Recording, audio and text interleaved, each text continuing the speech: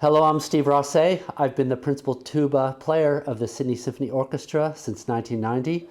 I've now been in the orchestra for over 33 years. I started as a brass player in the 4th grade, year 4 in elementary school, as a trumpet player. And the reason why I picked up trumpet is because it was the shiniest, loudest instrument that I was introduced to. Then when I got to junior high, I was introduced to the tuba, which is even bigger and shinier. So I started playing tuba at the age of 14, and my first 4 years as a tuba player was basically a marching band tuba player in a high school band. I got really good at it somehow, and I ended up in the All-State Honor Band and the All-State Orchestra of California. Then I decided that I would be pursuing music as a career. And it was about a year later that a friend of mine called and said, "Hey, I saw an international advertisement for the Sydney Symphony Orchestra where the home is the Opera House." And I thought, whoa. And coincidentally enough, I had just gotten my copy of National Geographic, and on the cover it said Australia.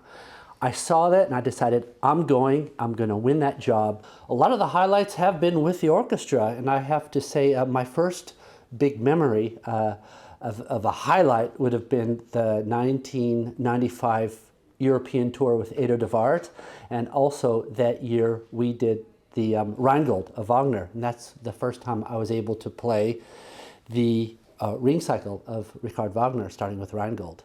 Wagner is responsible for the invention of the contrabass tuba, and I've got one right here.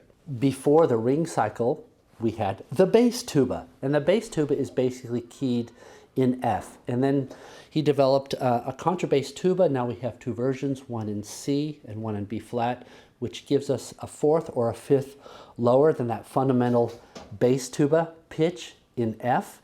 And Wagner had this tuba developed specifically to depict the giants, the fire, the dragons and the worms of his ring cycle. That's what I love about Wagner, because he created the music in his head or his heart and his soul, however you want to look at it. And he did not limit himself to what was already available. And he had this sound and this feeling and the visualizations of what's going to be happening on stage. And of course, you've got the visual, the auditory, the kinesthetic, and he wanted the audience to feel it, see it, hear it. And you can't hear and feel and see a giant if you're only playing an F tuba bass tuba. You need the big, deep tuba. So what's really cool is that the bigger the tuba, the lower the vibrations. People in a live hall will feel it. Anytime Fafner is saying something important, when the dragon wakes up or the worm, when the fire music plays, that's when you've got to listen for the tuba. Playing the ring cycle of Simone Young is something I'm really looking forward to. And as soon as it was announced, I was just going like, yes, because she's the expert.